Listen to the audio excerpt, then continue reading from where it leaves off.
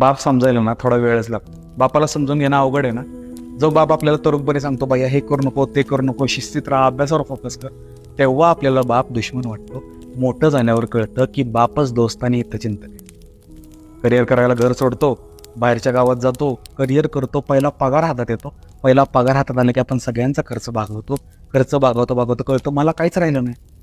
मग प्रश्न पडतो की माझ्या वडिलांनी एवढीशा पगारात सगळं मॅनेज कसं केलं, सगळे खर्च कसे भागवले. घर सोडलं, लांब गेलो, बाप. दिवाळी आली, उत्साहात सगळ्यांना कपडे घेतले, सगळ्यांना काही ना काहीतरी घेतलं. मला घ्यायची वेळ आली तेव्हा मी थोडा मागं सरकलो. मग प्रश्न पडला, मी पप्पासारखाच होतोय. पप्पाने तरी कधी कुठं काय स्वतःला घेतलं. घर सोडलं की बाप कळतो. लहानपणी वाटायचं की पप्पा शांत शांत का असतो, पप्पा हसत का नाही, दुकानातून आला, जॉबवरून आला की पप्पा शांत का बसतो.